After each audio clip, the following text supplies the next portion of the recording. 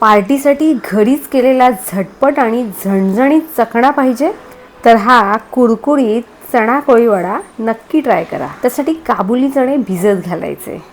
5 ते 6 तासात चणे मस्त भिजतात. तुम्ही हे चणे रात्रभर सुद्धा भिजत घालू शकता. आता या भिजलेल्या चण्यातील सगळं पाणी काढायचं. चणे 1 ते 2 वेळा पाण्याने स्वच्छ धुवून घ्यायचे आणि कुकर घ्यायचा. कुकरमध्ये धुतलेले सर्व चणे घालायचे. आता यामध्ये चणे बुडतील इतकंच पाणी घालायचं.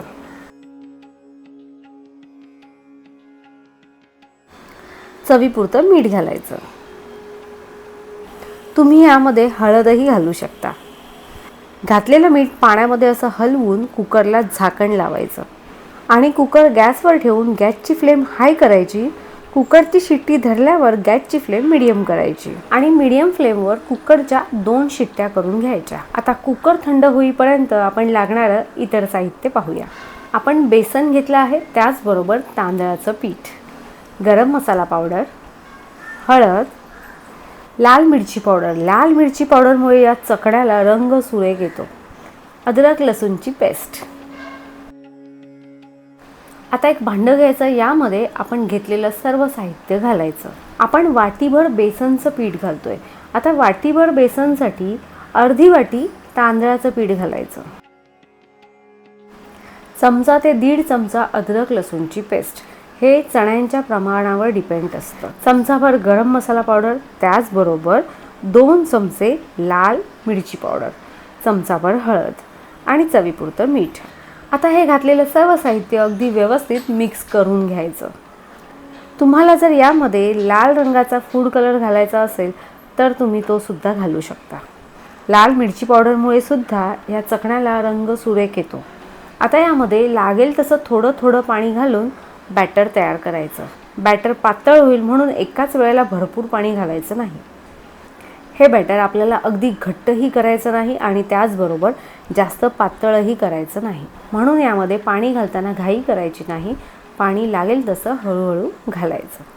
तुम्ही या बॅटरमध्येच चाट मसाला आणि लिंबाचा रसही घालू शकता. अगदी बारीक चिरलेली हिरवी मिरची, कढीपत्ता, कोथिंबीर सुद्धा या बॅटरमध्ये तुम्ही घालू शकता. पाहू शकता आपला चणा कोळीवडा म्हणजे चकणा करण्यासाठी बॅटर तयार आहे.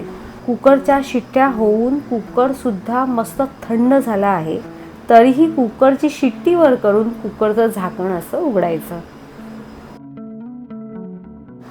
आहा, पाहू शकता मस्त गरम गरम उकडलेले काबुली चणे.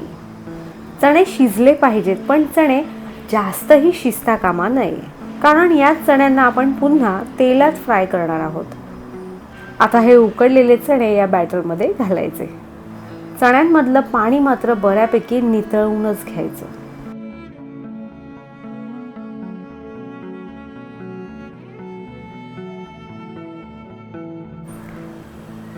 सगळे चणे बॅटरमध्ये घातल्यावर ह्यातलं सर्व बॅटर या चण्याला लागेल असे हे चणे या बॅटरमध्ये मिक्स करून घ्यायचे. चणे मिक्स करून झाल्यावर चणे 5 ते 7 मिनिटं या बॅटरमध्ये असेच ठेवायचे. म्हणजे तोपर्यंत तुम्ही दुसऱ्या बाजूला हे चणे तळण्यासाठी तेल गरम करत ठेवू शकता. चणे तळण्यासाठी कढईमध्ये तेल घालायचं, पण घातलेलं तेल मीडियम फ्लेमवरच गरम करायचं. गॅसची फ्लेम अजिबात हाय करायची नाही. तेल गरम झाल्यावर यामध्ये आपण घेतलेले चणे हळूहळू घालायचे. अजिबात घाई करायची नाही. आता हे चणे गॅसची फ्लेम मीडियम ठेवूनच तळायचे. त्यामुळेच ते अगदी सर्व बाजूंनी व्यवस्थित तळले जातात. चणे तळून झाल्यावर तळलेले चणे त्यातील तेल छान गाळून ते एका चाळणीमध्ये काढून घ्यायचे. चाळणीमध्ये काढल्यावर चाळणीसुद्धा एका प्लेटवर ठेवायची, म्हणजे चण्यांमधील जास्तीचं तेल त्या प्लेटमध्ये उतरतं. याच पद्धतीने उरलेले चणेसुद्धा छान तळून घ्यायचे.